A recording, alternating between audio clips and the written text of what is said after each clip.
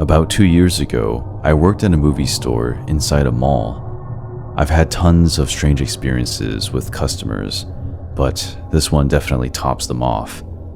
I was 20 at the time.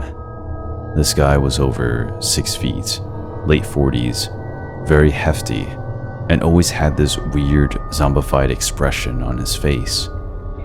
He came in about once a week. One of my coworkers had even warned me about him, how he was a little off, but I still treated him with as much respect as I did everyone else. One day he came in and we talked for a bit, but he got a little awkward and I kept trying to end the conversation and look busy by tagging items behind the counter. He stood there in silence, watching me for about 20 minutes and finally left. A few days later, he comes back in and walks up to me, holding a large container. He says, "I made 4 pounds of enchiladas at home today, just for you. I remember you like Mexican food." I don't remember at all telling him that I liked it, but I do know that I went to the Mexican restaurant across the way every lunch break. I just politely accepted it and put it in the back office. I was convinced he used his jizz for it. A few days later, he came back in and had a drawing for me of a dragon. Now, I love dragons, but I never told him that. This drawing looked like it took hours to make, and at this point I was a little freaked out. I had him leave it on the counter so I could just throw it away later. Later on, I was given about a week's vacation. During that week, I had cut my hair about 12 inches. The day I came back, I got a shift with my manager. I told her about the guy, and immediately she was weirded out for me. A few minutes later, I see the guy walking around in the mall.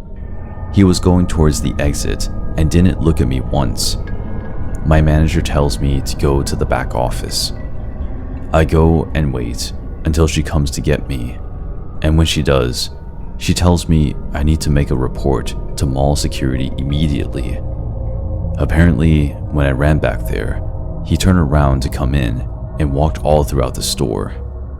When she asked him if he needed help with something, he said, "I can't believe she cut her hair," and briskly walked out. I went to the mall security office to make a report, and we went through all these videos from the cameras of when the guy came to visit me. But there was one video that really stood out. It still sends chills throughout my body, just thinking about it. The video shows him pulling into the parking lot of the mall, and about 3 minutes later, I arrive. This was really early in the morning, and no customers were here yet, but the cars were in the lot. I didn't notice him at all. It shows me walking towards the entrance and him following me. Right as I open the entrance door, the man starts sprinting towards me. I walked inside just in time. It shows him stop and just stand in front of the door, watching me through the glass, walk a little further away. He begins walking normally inside the mall. I never noticed him behind me. It was like watching the last footage before a kidnapping murder on Dateline or something. The video gave me the security every reason to ban him from the mall, and they did.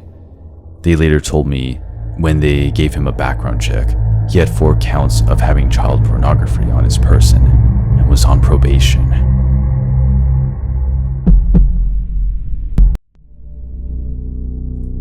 So, this happened to me about 5 years ago while I was 9 months pregnant. It was Christmas shopping at the mall with my then 7 and 15-year-old daughters one Saturday night in a very safe city with a very low crime rate. There was an Applebee's connected to the mall, and we ended our shopping pretty late, and the mall stores were starting to close. So I took my kids to the Applebee's for a late dinner. We finish up eating at around 10 p.m. and leave out the Applebee's entrance into the practically deserted parking lot with shopping bags in hand.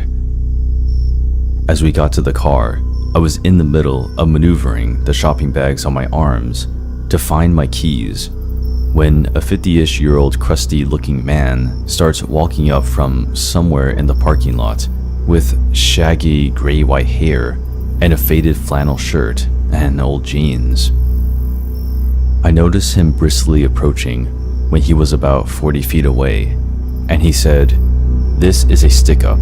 Give me all of your money." My blood ran cold, and I stared at him owlishly and shakingly said, "What?"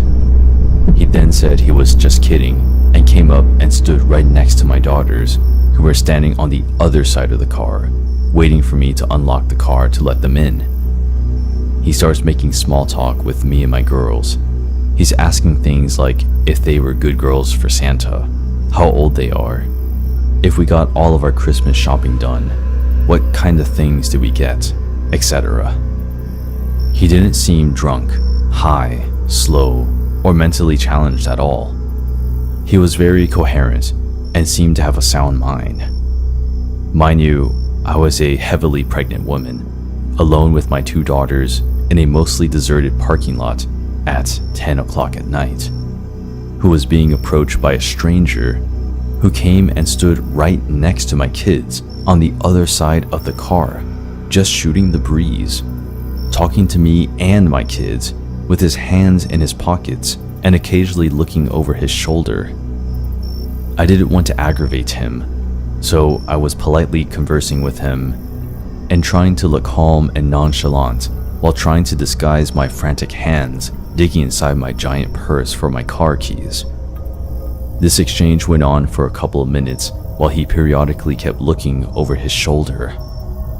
I was silently panicking and trying to politely keep the situation from escalating by calmly and nonchalantly talking to him, while also trying in vain to find my damn car keys to get us out of there.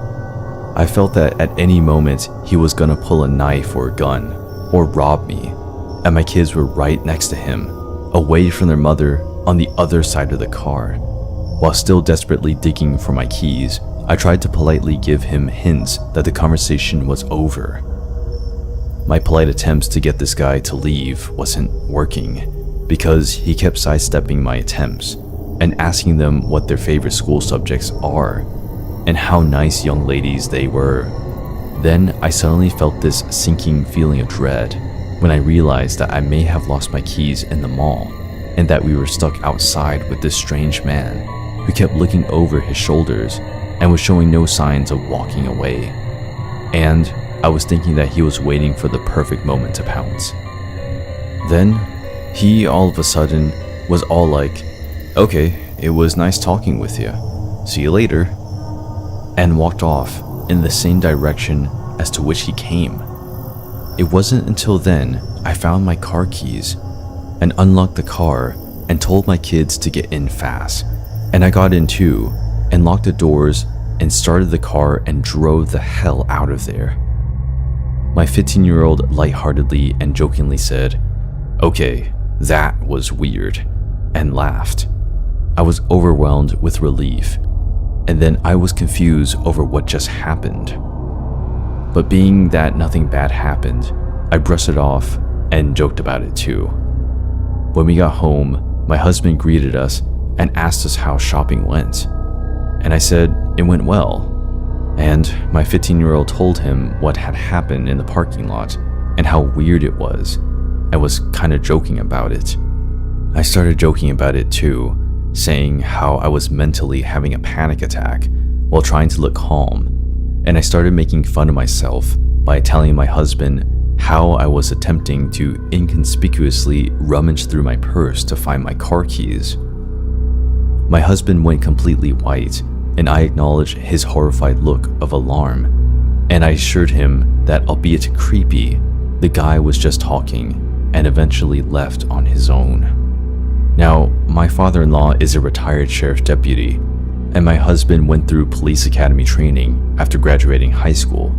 What my husband told me completely rattled me to the bone. My husband told me that he was 100% sure that the reason why the guy was hanging around and chit-chatting was because he was waiting for me to unlock my car, And the reason why he was standing next to our kids was because once I unlocked the car and the kids started to get inside, he was most likely going to force himself into the car with the kids and hold a knife or gun to them to gain leverage on me to force me to cooperate, knowing I wouldn't abandon my kids, which would force me to get into the car with them and do whatever he wanted me to do, which most likely would be to drive to a remote location to do God knows what. And being that he wasn't wearing a mask suggests that his intentions were also to leave no witnesses to identify him.